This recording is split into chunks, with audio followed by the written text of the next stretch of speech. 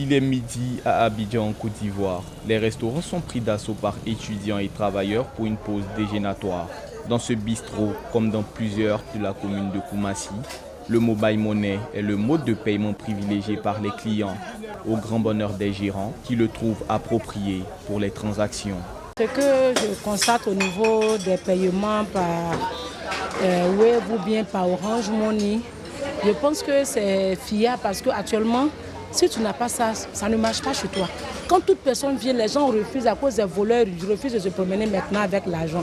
Donc maintenant, même peu importe l'achat, il va faire, je dis, je vais payer sur Wave Money ou bien Orange Money. Avant l'arrivée des fintech, les Ivoiriens étaient confrontés au problème de manque de monnaie. Aujourd'hui, ils saluent l'avènement du mobile money, un moyen de paiement électronique qui permet de pallier le problème de monnaie. En quelques années seulement, le mobile money s'est imposé comme une solution efficace pour lutter contre les vols et autres délits financiers. Actuellement, nous sommes au restaurant et pas besoin de monnaie, d'aller chercher de la monnaie.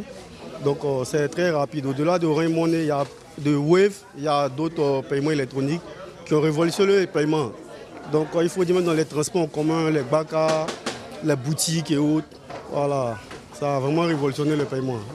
Afin de mieux comprendre comment les fintech ont modifié l'écosystème économique en luttant contre la désinclusion financière dans le pays, nous avons rencontré le responsable d'une fintech implémentée en Côte d'Ivoire depuis plusieurs années. Le mobile money a permis de faciliter les transactions de personne à personne, d'accélérer les transactions, de digitaliser les paiements.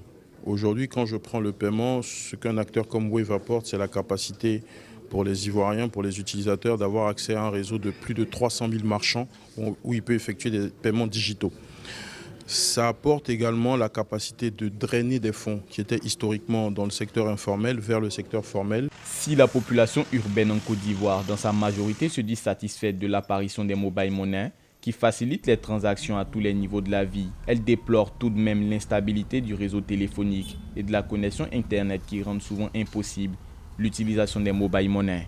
Bon, l'inconvénient, je dirais, c'est peut-être au niveau du réseau, peut-être. Parce qu'hier, avant-hier, on a un plan avec Wave où il y a un plan de réseau, donc ça nous a un peu pénalisé. Donc, souvent, c'est le réseau. Quand la personne n'est pas à norme d'un réseau, avec eux, souvent, on ne peut pas travailler. Selon un rapport de l'Union économique et monétaire ouest-africaine, le taux d'inclusion financière en Côte d'Ivoire est passé de 40% en 2016 à 73% en 2023, porté par l'essor des fintech. Celles-ci ont facilité l'accès aux services financiers, mais des défis demeurent, notamment l'interopérabilité avec le mobile money. Pour y remédier, le gouvernement a lancé une stratégie visant à renforcer l'accès aux services, la finance numérique et la protection des usagers.